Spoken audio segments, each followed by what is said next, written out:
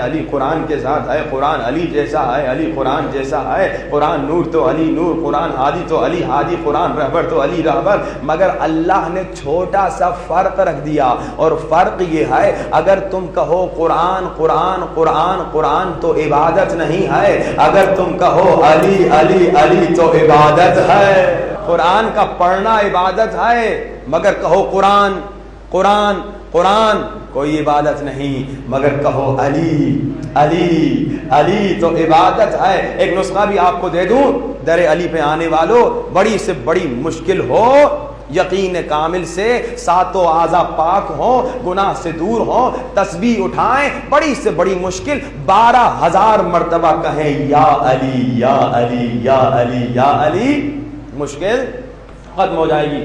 ان صاحب نے آ کر کہا کہ یا علی یا علی. اتنے سارے لوگ آپ سے آ کے سوال پوچھتے ہیں، اتنے سارے لوگ، کوئی قرآن سے پوچھتا ہے، کوئی توریت سے پوچھتا ہے، کوئی انجیل سے پوچھتا ہے، اور کوئی اپنی زبان میں پوچھتا ہے، کوئی کس زبان میں پوچھتا ہے.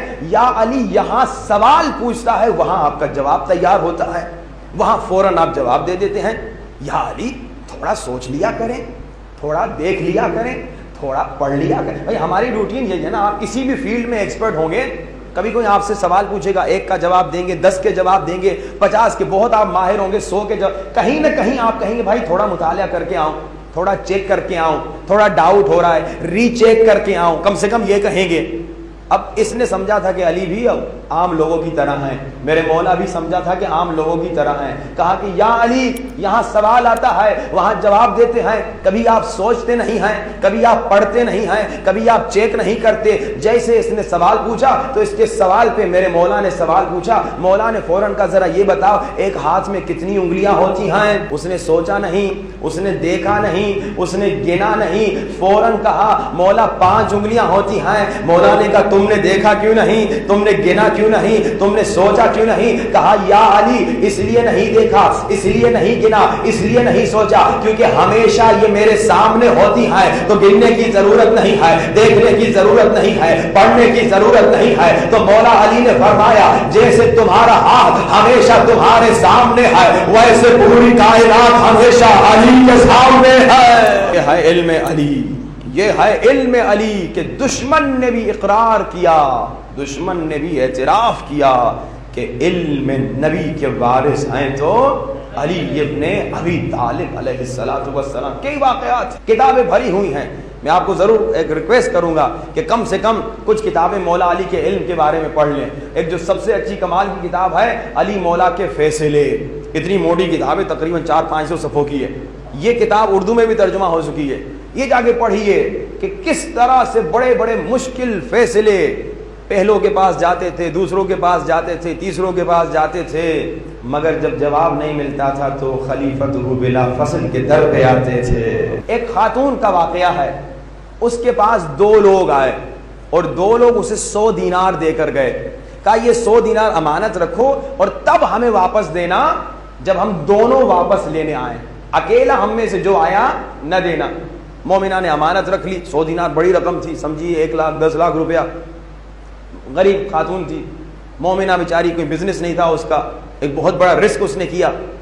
بہت عرصہ یہ امانت پڑی رہی، مگر کئی سالوں کے بعد ایک اکیلا آ گیا اور اس نے کہا کہ میرا وہ دوست جو ساتھ آیا تھا وہ تو مر گیا ہے، اب پیسے ہمیں واپس دے دو.